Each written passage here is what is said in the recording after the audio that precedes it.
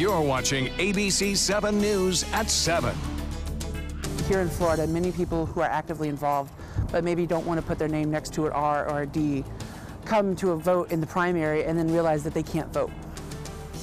Primaries, two former Florida congressmen pushing the idea, claiming it could bring both parties to the center. The pros and the cons at the trapezoid. Good evening, everyone. I'm Alan Cohen, and welcome to ABC 7 at 7. We'll have more on open primaries in a moment, but first, our top 7 stories at 7. And we are continuing our coverage of breaking news out of San Bruno, California, south of San Francisco. You are looking live at YouTube headquarters, where there was an active shooter only an hour ago. Police say a woman is dead after shooting herself, and 4 others are wounded. A spokesman for San Francisco General Hospital says it received 3 patients, one of which is in critical condition. The hospital is expecting more patients but doesn't know their conditions. We will continue to monitor the situation and bring you more information as it becomes available. The search continues tonight for 2 thieves who broke into a downtown Sarasota business and stole up to $1,000 worth of jewelry and coins in just seconds. The 2 pried open the back door of a State Coins and Jewelry Galleria on Main Street and smashed the display cases in just 60 seconds. Police say they got away with between $50,000 and $100,000 worth of rare coins and jewelry. Just hours earlier, police believe the same pair walked into Milan's jewelry on the same block. It was afternoon. They were just a young couple, like any other, coming in the store. And you know, you don't notice things till after something happens, and then you're trying to relive what happened. If you have any information, you are asked to call the Sarasota Police Department.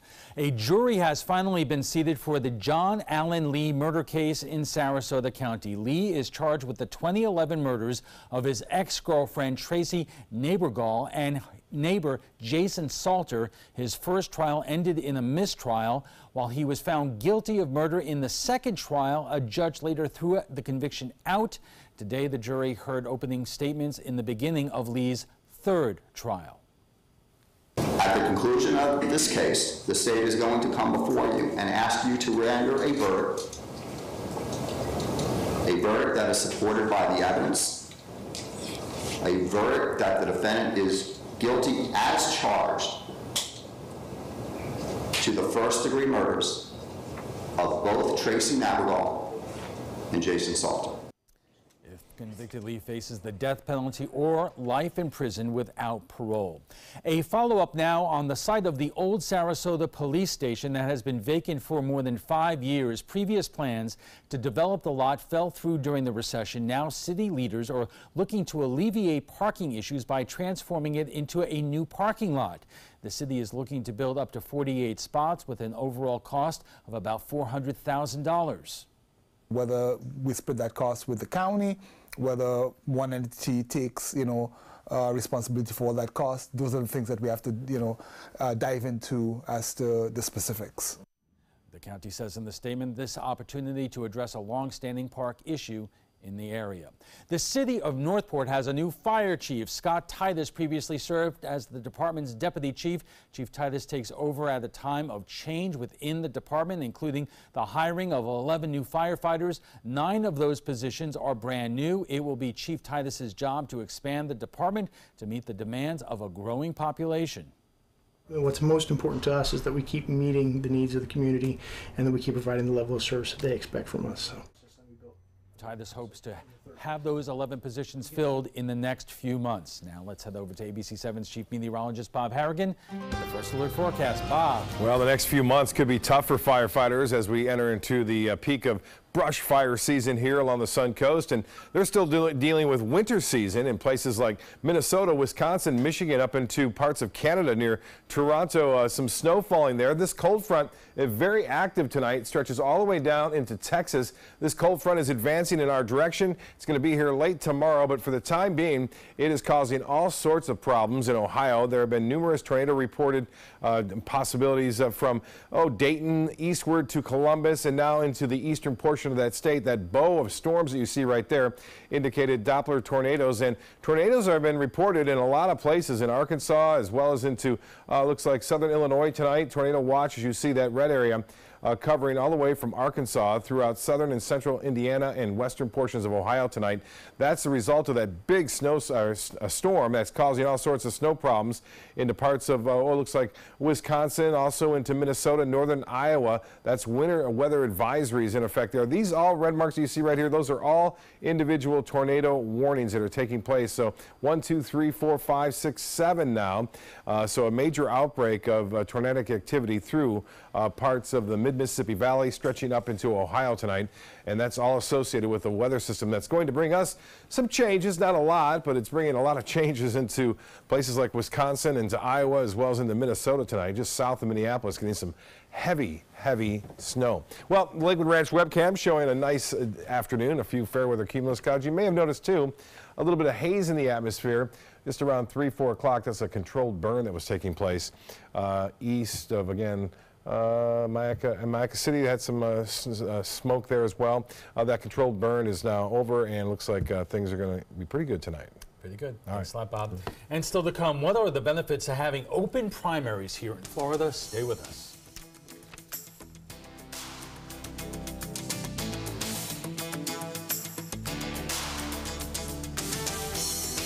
My name is Haley. I have Fragile X syndrome.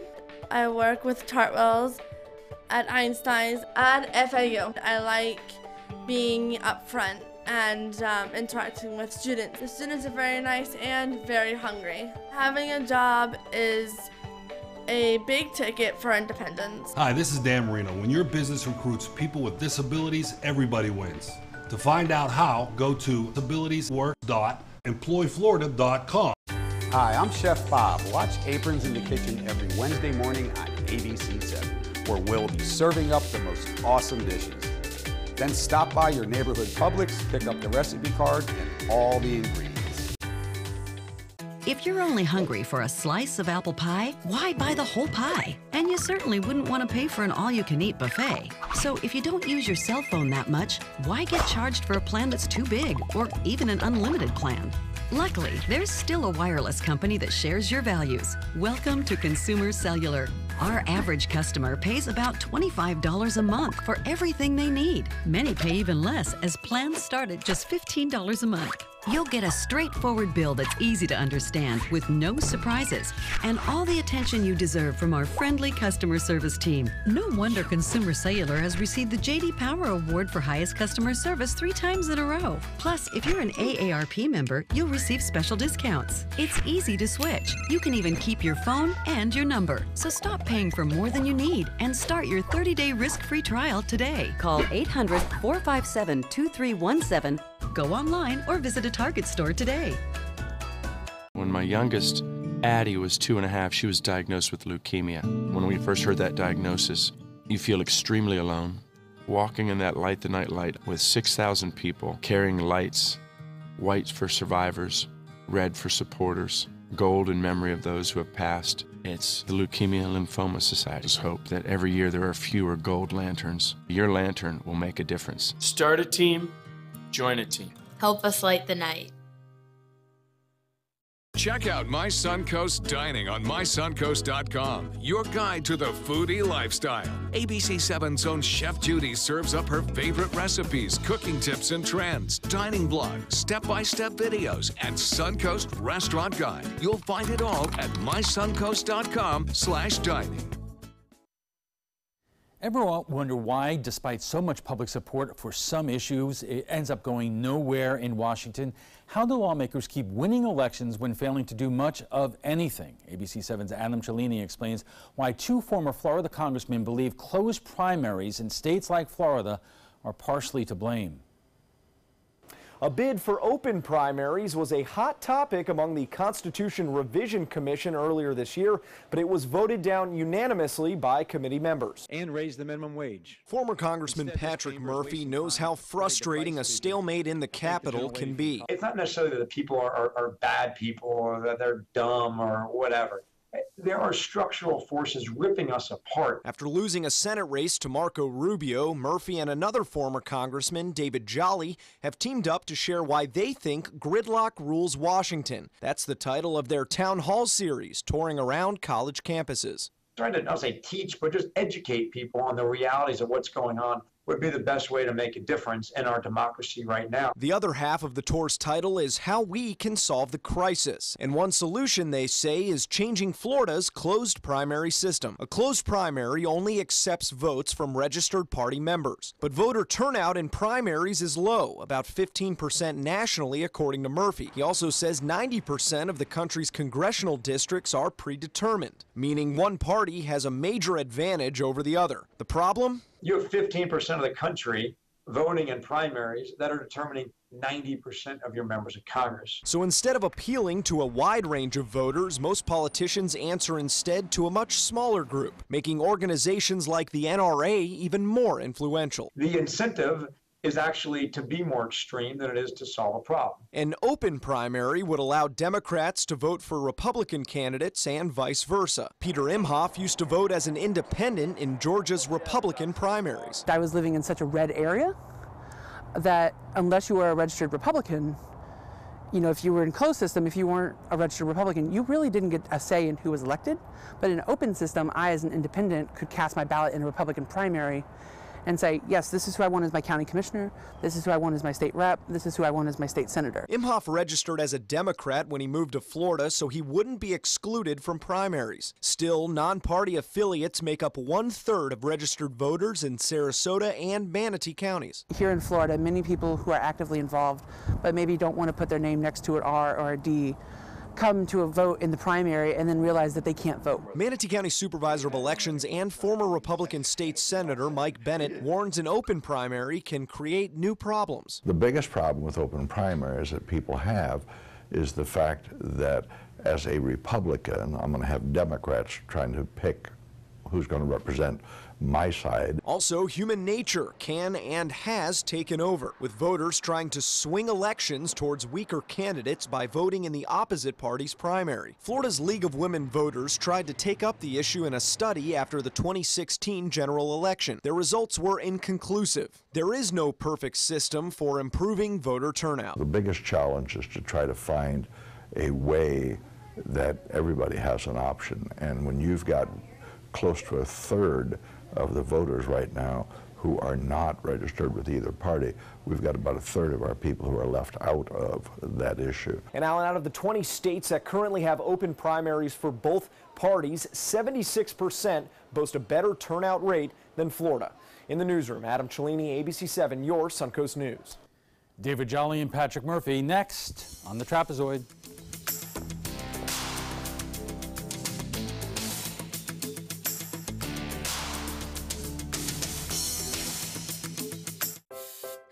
Performing on stage takes mental and physical preparation. But one thing I never thought to prepare for was cervical cancer. 91% of cervical cancers are caused by the human papillomavirus, or HPV. The good news is there are vaccines that can protect you or your children from cancer. I survived my cancer, but you can stop cancer before it starts. Talk to your doctor and go to thinkaboutthelink.org to learn more. So I kind of grew up all across the country. I come from 5 generations of military men. My dad is still active duty. My grandpa is retired Marines. I like going for runs with my dog. I love, taking her out to the dog beach over in Venice. There are so many things here to do on the Suncoast. My goal every day when I come into work at ABC7 is to tell your stories, give you that major local news and those details that you really care about. I'm Jacqueline Matter, and I'm here for you. Meet Blue. Blue's not feeling well. The prescription? Generic medication. Blue wonders, do they really work as well as name brands? Yes, generics and name brand medications do work the same. Even though they may look different, generics have the same key ingredients. FDA approval is equally rigorous for generics to make sure they're as safe and effective as name brands. And Blue even saves some green, making him a little less, blue. Talk to your doctor about generics and visit fda.gov/generic drugs. What to expect when you're expecting a teenager. Today we're talking about how to wake up your teen, and this works literally every time.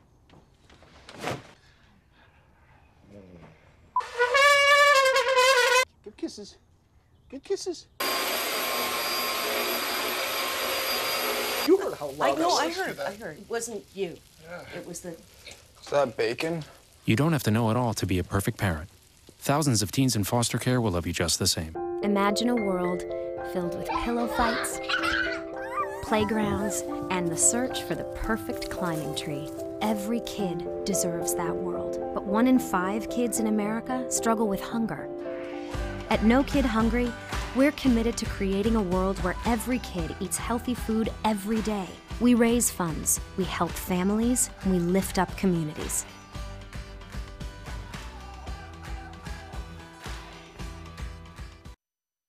Welcome back. Here's the thing. A lot of Republicans think the Democratic Party has moved way to the left, and a lot of Democrats think Republican candidates trip over themselves to claim who's more conservative.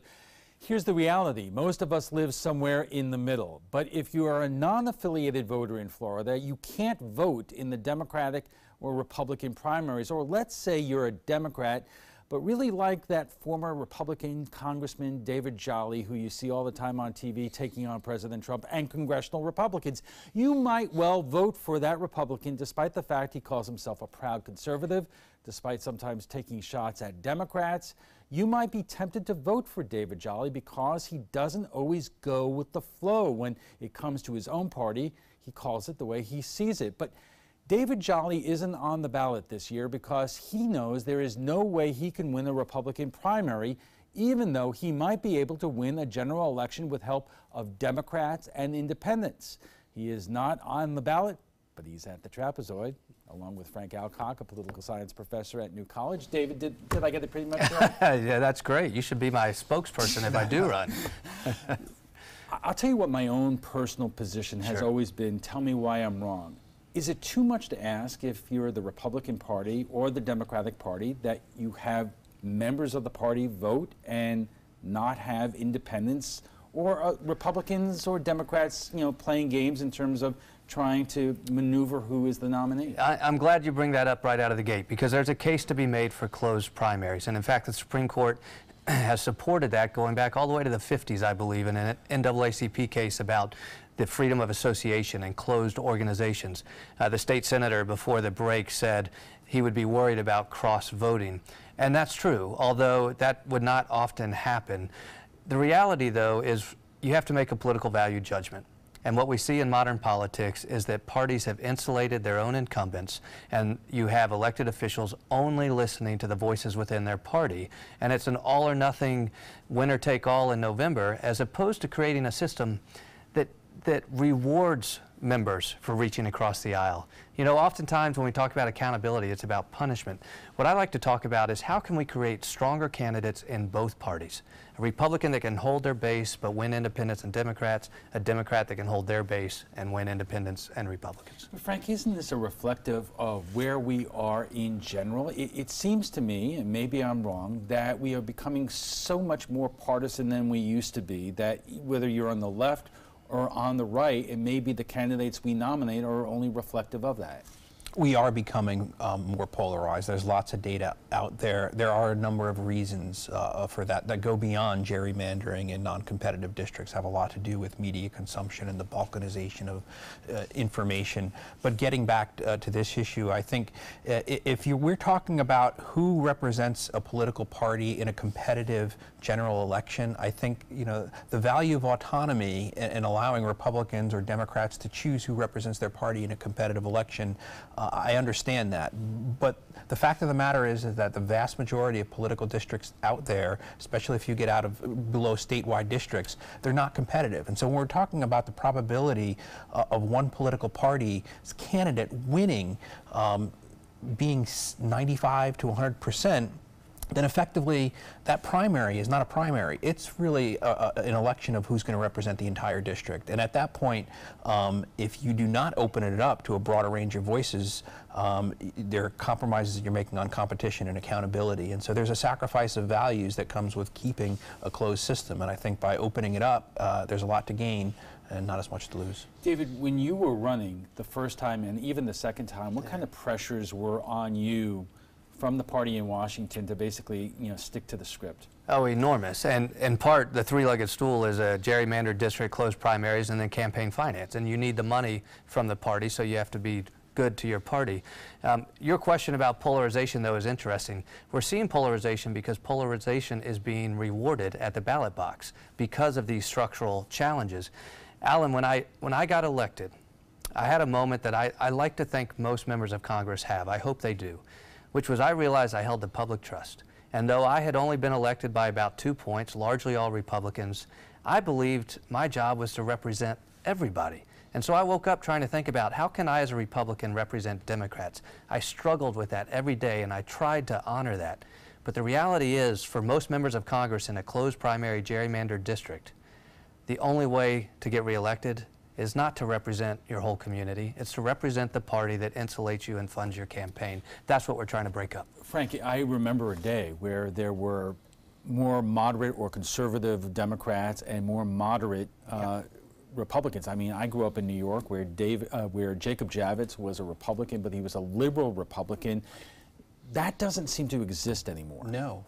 Again, there are more than one reason for that, but it is a climate where people that truly feel like they're independent voices and combine a combination, say, of values that do represent a district, and it puts them in a position that is not adhering to the extreme wings of a political party. There's no safe space for them anymore, and part of the reason is, if we have closed primaries in non-competitive districts, it is a very a small amount of folks that have a lot of influence.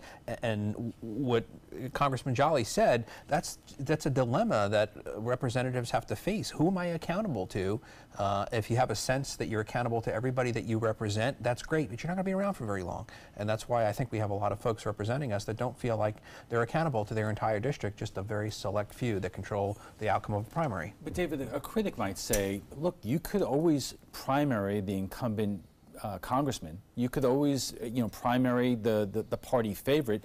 It happened a couple of years ago with the House Majority Leader who lost his bid for re-election. Not with a moderate, though. You're always You're always going to primary them from the extreme wing. That's exactly right. You cannot primary somebody from the middle because you don't have a constituency in the middle because they are not prohibited to vote in a primary. The good news about this, though, Alan, is we are seeing changes to the primary system in states across the country. It's being talked about in Florida. California's adopted this top two, which is everybody gets to vote in the primary. The top two candidates move to November regardless of party affiliation. And we're seeing a bunch of different modifications. At the end of the day, and this really is important, we want all voters to have a voice, right? Your question at the beginning, shouldn't primaries be closed to only party members? If you ask the public that, about 60% say, yes, only party members should choose their party nominee. But if you say, should every voter have access to the ballot? That's a 90% response you get from voters. Frank, again, if you are an independent voter, a non-party affiliated voter in Florida, you are basically shut out of the primary system, whether it's for a House race, Senate race, or even the presidential cycle. That's right. And if you're an independent voter that doesn't happen to be in a competitive district, and competitive districts are few and far between in general elections, then you actually have no say whatsoever. You can't even walk in and influence the primary election unless you change your party affiliation. And we're going to talk about there are a number of different systems out there, but also, David, look, we just had the Constitutional Review Commission unanimously vote against putting this up for a vote. Because incumbents don't want it because it threatens their incumbency. This is all about protecting power in Tallahassee and Washington. Here's a way that we could split the baby, if you will, and have a system that I believe really works. Have closed primaries, that's fine. But then when the parties nominate a Republican or a Democrat, they go to November. But if I'm not the party's nominee, I should still have access to the ballot as well. And when you, Alan, receive your ballot, you would see the nominee of the Republican Party, the nominee of the Democratic Party, and all of these other registered Republican and Democratic candidates that you could choose from. Okay, we are just getting warmed up. We'll have much more on open primaries right after we check the first alert weather. Stay with us. The La Musica International Chamber Music Festival, the annual celebration of a distinctive cultural gem in Sarasota, with renowned musicians from around the world. April 9th through April 18th at the Sarasota Opera House. Visit lamusicafestival.org, click on Festival, open tickets, and get your seats now.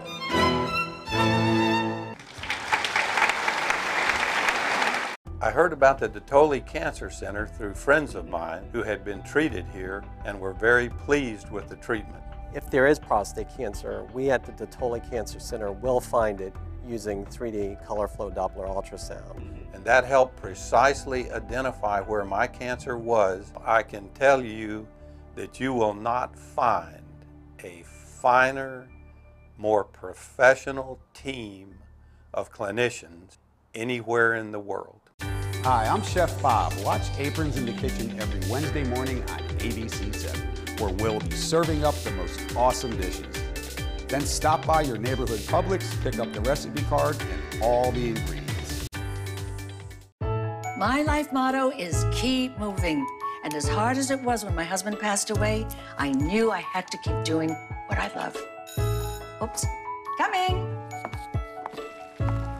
But I needed help with my insurance, and that's what the NAIC provides. They have resources to help you and your family make the best decision, and they'll help you to keep moving forward, just like me. I took my first handful of pills, and that's when all my priorities seemed to change. He would ask to use the bathroom in other people's homes. He just assumed that they would have medication. He'd go in their medicine cabinets and steal prescription drugs. I wish I knew really what these prescription pills were. We were so naive about the whole drug thing. These are all synthetic forms of heroin. Keep your medication locked up because you'll never notice that a pill is gone. Mind your meds. Learn more from the Partnership for Drug-Free Kids. Here's today's job of the day. ABC7 is seeking a digital content manager to join our newsroom leadership team. CMS experience required. Visit mysuncoast.com/job-of-the-day to apply. Our conversation on open primaries continues right after we get a check on the first alert forecast with Chief Meteorologist Bob Harrigan. Bob. Hello and good evening, everyone. A beautiful day today. Out on the waters, the sea's running less than 2 feet. And you can see clear, sunny skies. Some high cirrus clouds coming in late, but all in all, a beautiful day. There were some areas of some smog, if you will, or actually some smoke as a result of some controlled burns. Again, that has since moved on, but here's the futurecast calling for a few showers to our north. Not a lot going on here. Some sea fog over the panhandle of Florida. I think we'll stay well north of that. We'll see some patchy fog developing tomorrow morning right around sunrise. Here comes a cold front. It's going to bring a little change to our weather. It'll bring an increase in some clouds late tomorrow. Also, a very slight chance for a few passing showers. Looks like Wednesday night, Thursday morning. The front pushes through and things start to clear out here quite nicely on Thursday and Friday. And it looks as though we'll see temperatures drop a couple of degrees, not much, as this front is going to weaken considerably as it moves through our area. Right now, though, it's causing some big problems across parts of the country. The day planner for tonight and tomorrow looks like a pretty good weather to start the day, although some fog around. We'll have partly cloudy skies. Temperatures will warm into the mid to upper 70s near the beaches and low 80s to mid 80s east of I-75 with plenty of sunshine around. That rain chance tomorrow night very light. As far as this goes, it looks like some rain here earlier. Actually, that was a controlled burn, and that was by Maca State Park, and you can see the smoke plume traveling off to the northwest. That indicates southeast wind, and that really warmed things up today in places like Mayaca and Wauchula, as well as into Arcadia, into the mid-80s there. Enough moisture in the atmosphere along that sea breeze to create a few showers and a few thunderstorms to our north. That activity is winding down, though, as it pushes off to the northeast. Temperatures currently near the coast, a little bit cooler there due to the sea breeze into the mid-70s, even some low 70s at Cortez. 77 the Gulf water temperature now, 85 still at this hour in Arcadia, and 84 in Sebring. Northport, you're at 80 degrees. Currently, it's 77 with sunshine, and temperature will stay pretty warm tonight. The dew point's up there at 66, winds out of the west-southwest at 7. And the high today was 81 degrees, our normal high at 79, so pretty close to the normal. And we'll see normal highs tomorrow again, right around 80 degrees. That forecast, so does call for a little bit of fog in the morning, and then maybe a little increase in cloudiness by 6 o'clock tomorrow night as the front gets close to us. I think the front eventually pushes through on Thursday morning. Right now, it's causing all sorts of headaches into Ohio, also into southern Illinois, down into Arkansas tonight, where there are numerous severe weather warnings and watches in place right now. This particular line caused several reported tornadoes from just north of Cincinnati, south of Dayton, all the way over to Columbus tonight, that pushing off to the east. And then snow is falling, some of it pretty heavy now into southeast Minnesota, entering into Wisconsin and stretching off into Michigan tonight. So some snow weather expected across much of northern Michigan, all the way into parts of southeast Canada. For boaters, winds out of the south tomorrow to southwest at 10 knots. Seas will be less than 2 feet, so great boating weather. Here's the extended forecast as we see it. Riding in through the next 7 days. Looks to be pretty nice. Temperatures staying into the low 80s. The low temperatures will be a little bit cooler to start things off due to that front, maybe a little drier. We got another front near us on Sunday. Better chances for rain, though, come Tuesday of next week, and they're not all that great. Alan will be back with his guests right after this. Stick around. Hi, I'm Janelle Hale, founder and CEO of the National Breast Cancer Foundation. No one should face breast cancer alone. When I was diagnosed 36 years ago, there was no internet, and I had to make a decision with little information. Early detection saved my life. It could save yours too. To learn what every woman needs to know about breast cancer, visit nbcf.org/hope.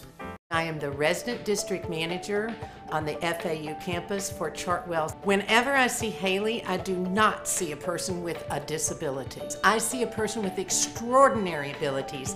Haley is always smiling. She's always on time. She gives fantastic customer service and is always focused on any job that she's given. Hi, this is Dan Marino. When your business recruits people with disabilities, everybody wins. To find out how, go to disabilitieswork.employflorida.com. Northland Outdoors is about so much more than the biggest fish or the hottest hunting spots. All across the Northland, there are amazing people with incredible stories to tell. We're going to find those stories and share them with everyone. Join us each and every week as we explore the Northland and experience some of the most exciting outdoor adventures in the country right here in our own backyard. This is Northland Outdoors. Soldiers in the Army National Guard live up to a set of time-honored principles. I will always place the mission first. They stand ready to respond to any crisis. I will never accept defeat. They serve in their communities as citizens and as soldiers. I will never quit. They train part-time to be ready to serve at all times. I will never leave a fallen comrade. Learn more at nationalguard.com.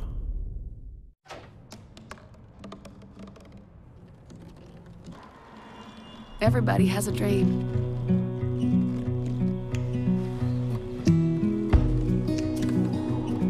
Mine was to see the ocean.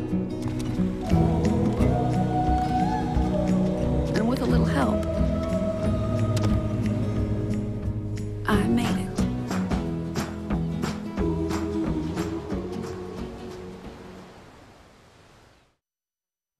Welcome back. We're talking about open primaries, and joining us for more are former Republican Congressman David Jolly and New College political science professor Frank Alcock. David, let's talk about, I'm interested how it's done in California, because as you said, anybody could run in the primary and the top two then face off each other in the general election. It could be two Republicans, it could be two Democrats or whatever.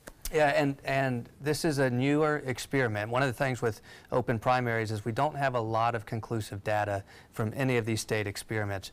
The top two primary is something that intuitively people say, yeah, that does seem fair, right? If the top two candidates are chosen, they should go to November. The data out of California is a little obfuscated because it's such a deeply blue state, and so you're seeing a lot of Democrat versus Democrat opponents in November. Frank, if the move to get this on the ballot in the Constitutional Revision Commission really did not go anywhere, where is the possibility of it getting to voters here in Florida? A citizens initiative. I think you're going to have to, the citizens like are going to have to take it. Initiative? Right. I think if people understand what the initiative is, and there are multiple options, so you have to choose one. You can't put multiple options as a proposed constitutional amendment. But I think there'd be a lot of support for it. It's just something that both political parties and some of the minor parties are not in favor for it, because they like to retain party control But I think it's certainly something that, with enough sustained effort and some funding, you could get enough signatures for it to be put on the ballot. Finally, David, until something is done to open up the primary system, where do Republicans like you go? You're not a supporter of the president, you are not a Democrat, and you've told me before you're not going to switch over to being a Democrat. Where do you go if you want to have an impact on what happens? Yeah, that's a hard question for somebody in my position. It's hard for me to find a home in the Republican Party, but I would also say I can't find one in today's Democratic Party either. They're having their own family conversation. I think the time is right for some type of third party to emerge, but we know history has proven what an enormous challenge that is. And without maybe $500 million behind it from a benefactor, that's not practical. So today I choose to stay in the Republican Party, but some mornings I wake up and I'm just not quite sure if I'll still be there by nightfall. Okay, we have to leave it there. FYI, you can watch past discussions on demand. They're available on Apple TV, Amazon Fire, and Roku. And for the latest on local breaking news, don't forget to download the updated version of our app. If your current app doesn't work, it's expired. Just go to the App Store and re-download it by searching for WWSB or My Suncoast. We want to thank our guests, former Republican Congressman David Jolly and new college political science professor Frank Alcock. When we return, we're going to be joined by another former Florida congressman. Patrick Murphy will be here to explain why he thinks Florida should consider open primaries, so stay with us. Set your course for a waterfront lifestyle on Florida's last private island. Discover One Particular Harbor by Margaritaville. Nearby sugar sand beaches are as easy to find as the warm Florida sunshine. Waterfront residences from the high 400s overlook beautiful Anna Maria Sound. And a new marina with direct access to the Gulf of Mexico. Plus, incredible savings on move-in ready homes. Come tour designer models today. Visit ophmintousa.com now. If you're only hungry for a slice of apple pie, why buy the whole pie? And you certainly wouldn't want to pay for an all-you-can-eat buffet. So if you don't use your cell phone that much, why get charged for a plan that's too big, or even an unlimited plan? Luckily, there's still a wireless company that shares your values. Welcome to Consumer Cellular. Our average customer pays about $25 a month for everything they need. Many pay even less, as plans start at just $15 a month. You'll get a straightforward bill that's easy to understand with no surprises and all the attention you deserve from our friendly customer service team. No wonder Consumer Cellular has received the J.D. Power Award for highest customer service 3 times in a row. Plus, if you're an AARP member, you'll receive special discounts. It's easy to switch. You can even keep your phone and your number. So stop paying for more than you need and start your 30-day risk-free trial today. Call 800-457-2317. Go online or visit a Target store today. Okay, so what would you bring to my company? What do you need? I need problem-solving skills. I got through high school without a car, a phone, or a computer. No college degree, though. Not yet, but life's taught me a lot, and I'm ready for more. Well, you're not the typical kind of candidate that I hire. But you are exactly what I'm looking for. Your company could be missing out on the candidates it needs most. Learn how to find a great pool of untapped talent at gradsoflife.org. Enjoy some of the best Suncoast restaurants on me. Just go to mysuncoast.com/dining, sign up for the newsletter if you haven't already, and you can win a $50 gift card to a restaurant in our area. We'll pick a winner each week, so go on our website and sign up now. Welcome back. We have heard what former Congressman David Jolly has to say about open primaries. Now let's get another former Florida Congressman, Patrick Murphy. Congressman, thanks and welcome back to the ABC7 at 7. Let me start by asking you the same question I asked Congressman Jolly, which is, if you are a Republican or a Democrat, shouldn't you have the right to expect that it will be Republicans and Democrats who vote in their party's primary? Well, this is sort of the crux of the question here. Because what you see happening both in Florida and really across the country is more and more people getting frustrated with this two-party system. More people being tired of the extremism they're seeing out of Republicans and Democrats and wanting a third option. You look at Florida, about 1/3 of the population in Florida are Democrats, 1/3 Republican, 1/3 independent or no party affiliation. Those 1/3 that are NPA or independents do not have a say in our primary system. So many people, could make the argument that about 1/3 of Florida several million people aren't going to influence who the ultimate candidates are on the ballot, and therefore probably discouraged to even show up and vote because they didn't have a say in the process. I would rather have more people have access to the polls, give more people a voice in our democracy, which would encourage, I think, turnout in the primary, but often better turnout in the general election. What impact do you think the current system has on the quality and the types of candidates that both parties nominate?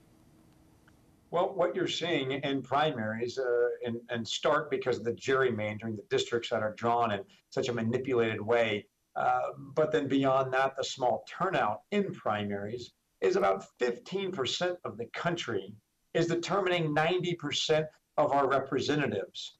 That, of course, is not a true cross-section of our community, and that's why I think you're ending up with so much gridlock in the Congress or even in Tallahassee, because the politicians are pandering to the extremes. When independents and moderates oftentimes do not show up in these primaries, the base of both parties are dictating the policy. And the politicians know exactly who's going to show up to vote. They can tell you with pretty good certainty those several thousand people in a congressional district are going to vote, what they're going to vote on. Are they NRA members? Are they environmentalists? What are the magazines they read? What are the websites they go to? And they can put all this information into an algorithm and come up with pretty good certainty how you're going to vote, when you're going to vote, and what you're going to vote on. That, to me, is manipulating the system. I think it's better to have more people, involved in our primaries, more people that are capable of voting, and let the politicians and the candidates make an appeal to everybody based on what they think is right, not just to win an election. I am wondering, when I think about open primaries, that if it's possible that people on either side can play some games. Let's say you have a very attractive Republican candidate who the Democrats may fear in the general election. Why not, put up somebody who could challenge that candidate and somehow manipulate the situation? If independents could vote for them, you may be messing up a situation where the Republican Party or the Democratic Party is able to get a candidate who has the best chance of winning. Right. I think the same thing could be said about the system we have today, where you could have a Republican Party or a Democratic Party, whatever the case might be, fund a third-party candidate to sort of take away some votes from somebody. Or you could fund someone from, say you're a Republican and there's a strong Democrat in the race. You could fund, theoretically, a very liberal Democrat to hurt the current Democrat that's in the race or make him or her take positions that they otherwise wouldn't. So I think you can, if you're malicious, of course, always manipulate the elections to some degree or the other. But that gets into kind of the bigger structural problems we have in politics with the money, the outside, influence of money, that gerrymandering, the media, people's, time that they're dedicating to getting information and what's really behind each of these candidates' motives. Obviously, that you and Congressman Jolly have been going around Florida and around the country talking about something that we don't see very much these days in terms of bipartisan leadership and bipartisan cooperation. But Tallahassee is pretty, you have a Republican governor and a large majorities of Republicans in both the state Senate and the state House. How likely would anybody up in Tallahassee be to open to this idea where you have open primaries? I don't think they're going to be very open to it. I actually think the only way you're really going to get it done would be a ballot initiative, something put up by the voters where you got the necessary hundreds of thousands of signatures to make this a ballot initiative, get it approved by the authority to get it on the ballot, and voters decide, hey, do we want independents involved in the primaries? The way it is now, to your point, you have Republicans in charge of the governor's mansion and both chambers, the House and the Senate. It would be against their self-interest to have independents vote in primaries. Their members that are already in place and the power structure that they have already, kind of put together would really break down if that were the case. Not that they couldn't rebuild it in one way, but it would certainly hurt those in power right now. Therefore, I don't think they would ever vote for something. It would have to be done independent of Tallahassee itself and done by the voters. You know, a number of states do things in a different way than we do that here in Florida. For instance, in California, you have a primary situation where you have Republicans and Democrats and members of other parties or independents run in one primary, and the top two winners of that primary go on to the general election. I'm wondering if you think that is a system that you would like to see here in Florida. You know, this is a really interesting study in political science. California is, one of the states that's doing this right now, and I've talked to my friends on both sides of the aisle, and I've heard different stories and read different examples about whether this is working or not. It's certainly a case study worth examining, and I think we might need another year or two to really, watch the progress here. But in theory, it is forcing the candidates to solve problems, to get to the middle and get things done. And the voters are less likely to get the more extreme candidate on either party elected. I think ultimately that's a good thing. I think ultimately our voters and ourselves, we should all want, progress out of our government, generally speaking, and to see things move. I think it helps get that done. One example I could point to in California is, don't quote me exactly here, but something like over the last 10 to 15 years, California hasn't had a budget that got passed. Right after they did this new top two system where the top two candidates moved on from the primary to the general election, they passed the budget immediately. Maybe there's other reasons, I don't know. But that's a small example of how maybe people realize they better start working together, getting things done if they're going to get reelected. All right, Congressman Patrick Murphy, thank you very much. We want to thank Congressman Patrick Murphy for joining us tonight. When we return, ABC7's business insider Richard Stern will join us, so stay with us. Since 1972, Sleep King has provided quality mattresses and accessories at the best discounted prices available. Top brands like Simmons, Sealy, Serta, Beautyrest, iComfort, and more. With available free delivery, free financing, and free setup and removal. For a comfortable night's sleep with same-day delivery, even if we have to carry it on our backs. Trust Sleep King of Sarasota. Buy it today, sleep on it tonight. The Wild Broadway series brings you Funny Girl. Fanny Brice dreams of being famous and through sheer guts and determination becomes a star of the Ziegfeld Follies. Playing March 28th through April 15th, it's the songs and story that generations have grown to love. Call the Players Center at 365-2494 or visit us at theplayers.org. Don't rain on my parade. Come see Funny Girl. A decade of war has taken an unprecedented toll on our men and women in uniform. Hundreds of thousands of our veterans are suffering from the trauma of war. At Justice for Vets, we believe that every veteran should have the opportunity for treatment and restoration. Get involved and go to justiceforvets.org. Help put treatment within reach of veterans in crisis. Veterans fought for our freedom. Now it's our turn to fight for theirs. There's a lot of fear in coming back to school. I'm a 40-year-old man that walked in there to get his high school diploma. It was very hard for me, but one of the teachers was Miss Araceli. She gave me direction. Every single time I had a question, she'll put down whatever she's doing and she'll sit there with you until you get it. 50% of getting your high school diploma is walking through those doors. The other 50% is doing the work. Find free adult education classes near you at finishyourdiploma.org. Welcome back. Do you remember that time not so long ago that President Trump was boasting regularly about the high-flying stock market? Our business insider Richard Stern joins us. Richard, not so much anymore, as I just mentioned. Is it fair to say it was the imposition of tariffs against China on steel and aluminum that kind of did the number on the stock market? I don't think there's any question that's where the weakness began. And as people began to understand really the depth of the tariffs, things got worse. And then the President of the United States, who, as you just said, had boasted how well the stock market had done, started going after a small company called Amazon, and others as well, but Amazon specifically, and that was the problem. I want to talk about that in a moment, but first, let's take a look at this from the New York Times. Even after a fast start to 2018, stock markets finished in the first quarter down for the year, the first quarterly decline since 2015. It suggested that the period of calm and steadily rising markets had given way to a turbulent new era with a bearish bent. The Financial Times reports traders said anxieties were being exacerbated by Donald Trump's tweets and trade policies.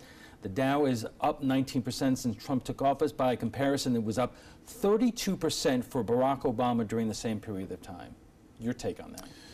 My take on it is we've never been here before. We've got a president of the United States who basically just goes by his own rules, and these are rules that we frankly don't understand. We look at things like companies making money, paying dividends, doing good things. The volatility in the market last year, 2017, the number of times the Dow Jones Industrial Average was up or down more than 2% in a day was 0. This year, 6 times, and it's April 3rd. You know, I can't tell you how many times our friends over the last year have said, hey, listen, you know, the president says a lot of different things, but my 401k is doing pretty darn good. I'm a happy guy. I think if you look at your 401k statement at the end of the first quarter, and of course that's just happened, so most people don't have them yet, but if you look at them, you'll be disappointed, because if you looked at it at the end of January, the middle of February, it looked very, very good, but we've given it all back. As you said, the president is now taking aim at one particular corporation, Amazon. And the fact is, Amazon has become a target for both the right and the left because it's such a behemoth. Correct. And it has had such an impact on other retailers. But the president tweeting even today, I am right about Amazon costing the United States Post Office massive amounts of money for being their delivery boy. It goes on. But factually, that's not correct, number one. Factually, that is not correct. That's absolutely true. It is simply not correct. Have you ever seen before a president of the United States take aim at a particular American corporation affecting its stock market? Amazon stock prices are down. In a word, no. I've been doing this since 1976. I've seen a few presidents come and go. I've seen the market go up and down, etc. But never have I ever seen the President of the United States have the impact and the influence on a regular basis that we're seeing right now. Is this dangerous? It certainly could be. There are all kinds of things going on in all different parts of the world. Today we're hearing news about sending troops to the southern part of the U.S. to defend the borders of Mexico. The trade tariffs, all the problems that we see, and then of course the stock market being as just wild and crazy as it's been, doesn't help anybody. All right, Richard, thank you very much. Richard Stern joins us every other Tuesday to discuss Wall Street, stock markets, and more. Well, when we come back, we'll have primetime headlines, so stay with us. Rugs as Art. You know the name, you know the building, but do you know what's inside? Yes, Rugs as Art is Florida's #1 area rug superstore. But there is so much more. Amazing furniture, accessories, and art. All this and more. Come see for yourself. You'll love our personal touch and be pleasantly surprised by our affordable prices. Rugs as Art and more. There is so much more to explore. WWSB ABC7 is an equal opportunity employer, and we're looking for qualified people to join our dynamic team.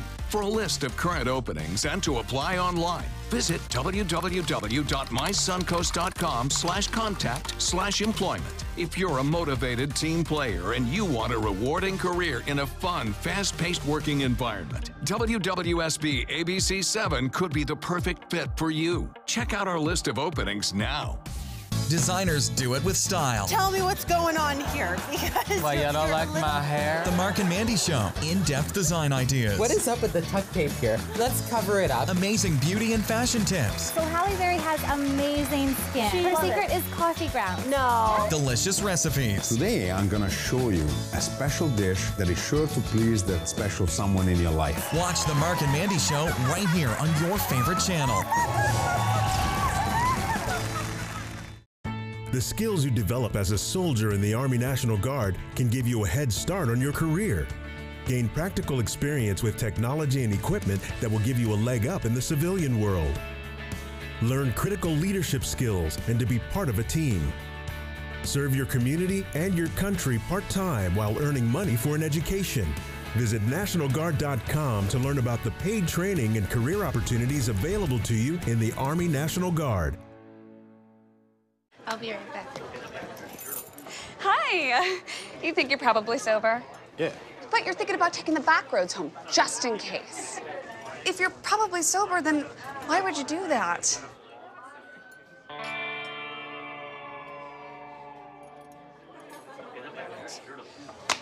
Good choice. Probably okay isn't okay. If you see a warning sign, stop and call a cab, a car, or a friend. That's a full glass of wine. I'll be chatting you later. Checking primetime headlines, the leaders of 3 Baltic states were at the White House today with some serious questions for President Trump about Russia and the U.S. commitment to NATO. A press conference also gave an opportunity for reporters to ask about another key topic, including the president's future plans for U.S. involvement in Syria. Karen Kaifa reports. Into Russia. President Trump welcomed the leaders of Estonia, Latvia, and Lithuania to the White House on Tuesday, an event to highlight their relationship with the U.S. But some of the bigger questions surrounded relations with Russia. There's nobody been tougher on Russia. And with that being said, I think I could have a very good relationship with President Putin. I think. It's possible I won't. Many in Europe have been confused by the Trump administration's approach to Russia. The U.S. expelled 60 Russian diplomats last week, but the White House also confirmed Monday that during a March phone call, President Trump discussed a possible one-on-one meeting in Washington with Russian President Vladimir Putin. Wary of Russian aggression, the 3 countries, all former Soviet republics, seek more military help as deterrence. Trump has been critical of NATO members who don't meet the pact's 2% defense spending threshold each year. A lot of states, as we discussed, they were not paying what they should be paying. The president hasn't given a solo news conference in more than a year, and this was an opportunity to ask about other key topics, including his comments earlier in the day that he wants the U.S. military to guard the border with Mexico until the wall he's promised is complete. We are preparing for the military to secure our border between Mexico and the United States. We have a meeting on it in a little while with General Mattis and everybody, and I think that it's something we have to do. Asked a question about U.S. troops in Syria, the president said, again, he wants them home. In Washington, I'm Karen Kaifa. A lawyer is the first person in the Russia investigation to go to jail. Alexander Van der Waan will spend 30 days in jail. He must also pay a $20,000 fine. Van der Waan is tied to former Trump Deputy Chairman Rick Gates. Gates admitted to lying to the special counsel's team. Van der Waan pleaded guilty to lying to Mueller's team in February. And that's all the time we have for this evening. I'm Alan Cohn. Thanks for joining us. Good night.